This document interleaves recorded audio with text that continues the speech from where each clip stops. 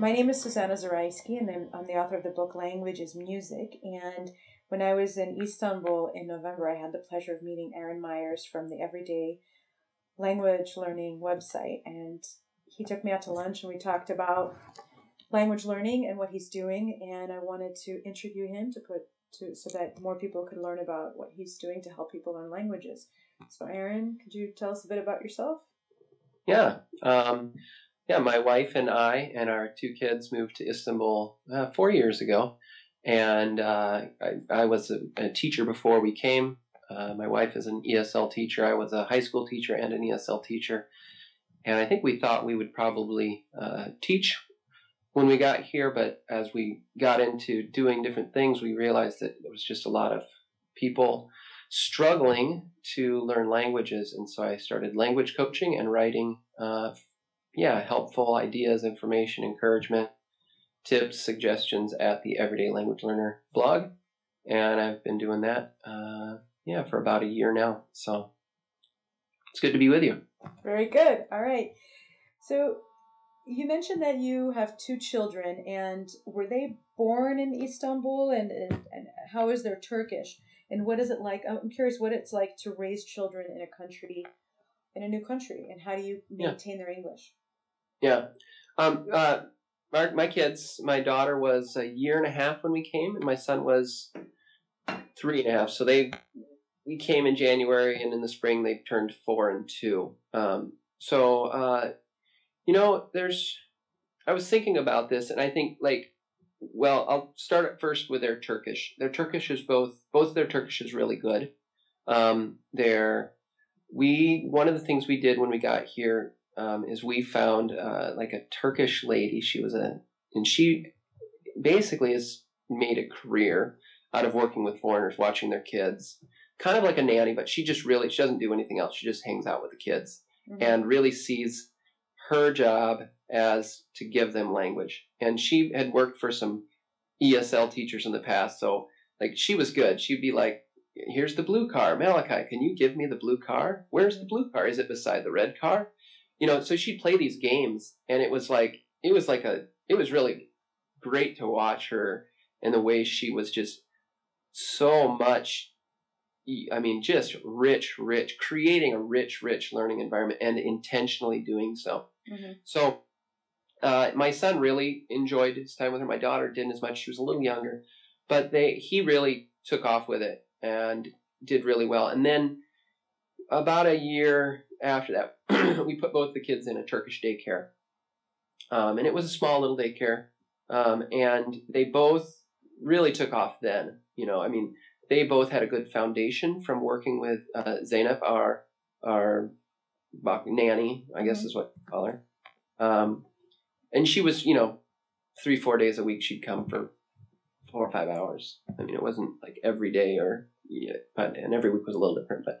But so then they were in daycare 5 days a week, 5-6 hours a day. And both of them really took off. My son is a real talker anyway. And he really did really well. In fact, at one point, his Turkish teacher told us that he talked better than the other Turkish boys. And I joked with her, I think the reality isn't that he talks better, it's just that he talks more. But I remember taking him in the first day, and he was, obviously a little scared. And one of the kids in the class was like, oh, he doesn't speak Turkish. And my son he's like, I do too, and he said it in Turkish right back to this kid. And I thought, oh wow, he's good. So, last year though we put them in a foreigner school. So their school now is in English, but they really kept their Turkish well. Part of that is we are fortunate enough to live in a really good neighborhood with a lot of kids. We've got across the hall neighbors who have a 7-year-old boy. It's the same age as our son. We've got a downstairs neighbor who has a daughter's about a year younger than our daughter. So we're just really fortunate, and we've got those kids are in our house pretty much every day, just coming over to play.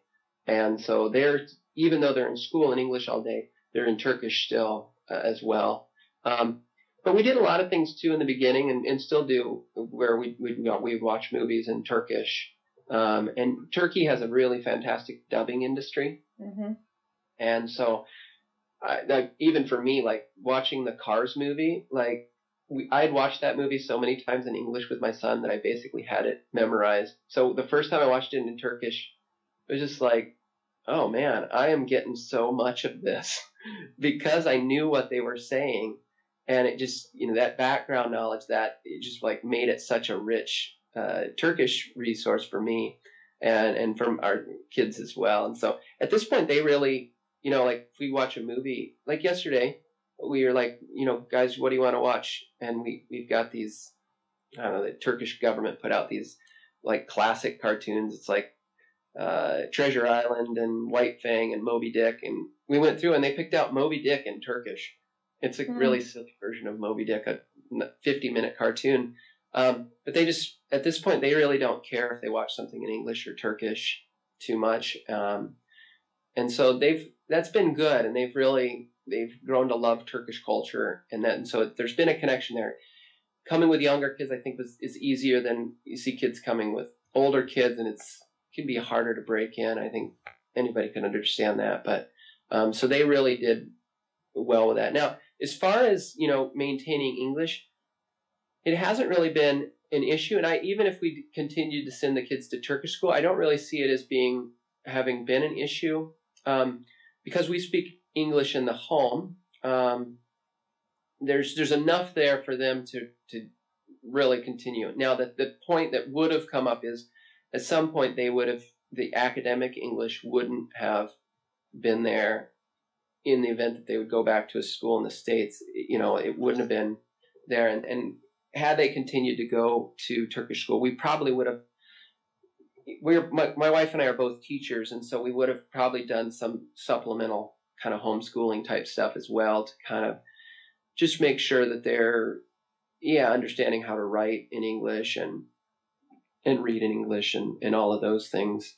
So would you recommend to parents who are in a country with their kids to watch these movies that they're familiar with in English in the local language? Like in this case, it was dubbed in Turkish, because it seemed like for you, let's say if you were watching that Cars movie once you first got to Turkey, that would have been a great way for you to learn some Turkish, right? Because you already knew it in English.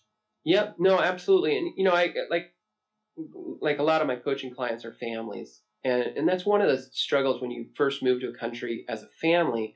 There's just a lot going on. You're trying to do whatever your job requires of you. You're trying to learn the language. You also want to spend quality time with your kids. And so, for us, for example, on CNBC here, like on Saturday and Sunday morning, we can watch Dora the Explorer, Diego, in Turkish. It's dubbed in Turkish. And so, I can sit down and hang out with my kids. We can sit down and watch the Cars movie with my kids, pop a bowl of popcorn, have kind of a fun family night, but do it in Turkish. It creates a way for, as adults, to continue to get more input, which is going to help you. It continues to help your kids. Mm-hmm. And it's, too often we kind of separate this out, like and this is Turkish time and this is English time, and by like doing that with our kids, it's like we kind of married those things, and it was really a good thing. For sure, I think that watching dubbed movies is a fantastic resource, because if I always talk about, and there's this idea of comprehensible input, that we learn languages when we understand the messages. And so if I watch Dora the Explorer, Dora is like the ultimate language learning guru. Like, she walks down the road and she's like, look, I'm walking down the road, I'm walking down the road. And she just repeats these things over and over again. And so like in watching these, like I was learning tons of new verbs from Dora and Diego, these cartoons, because they are written in such a way that they're a great resource for English language learners, but also for just language learning. There's just a lot of repetition. We're narrating what we're doing. There's lots of visual. And I wouldn't get that if I were watching a Turkish cartoon that was just a regular cartoon about topics that I didn't know. Likewise, if I watched a dub movie like Cars or any movie that I love, and I always encourage people, write down your 5 favorite movies of all time and find those in dubbed versions. Because when you're watching them, one, you like the movie. It makes it easier to watch something that you like.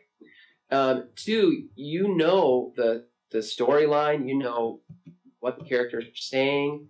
And then when you hear that the new language, there's a connection being made with those sounds that you're hearing that wouldn't be made if you're just watching a Turkish domestic film. Now, I also want to watch Turkish movies because now I'm going to get, when someone enters a room, they're going to greet people the way Turks greet people. Right. And there's so much to learn from that. But I think especially at the beginning, I want to encourage people even to watch more of kind of like dubbed movies, read novels that they've read before, that they're familiar with the story. Because then it's just going to create a much richer learning environment. Your mind's going to be able to make more connections. I like the Cars movie, the opening scene, Lightning McQueen's in the back of the truck, and he's just saying this thing, I am Steed. And it's like, in Turkish, he says, Hız, and it's like, oh, now I just learned the word for speed. I didn't even have to look the word up because I knew what he was saying. And so I think dubbed movies are a great resource for any language learning. As a family, it can be a great resource to not feel like, oh, I've got to go. I want to make sure that people are taking care of their families. And I always tell my coaching clients, you never want to sacrifice your family on the altar of language learning. And at the same time, you can do a lot of language learning with your family as a family. Get your kids more excited. Kids become fluent so that they can function and feel more comfortable in the culture.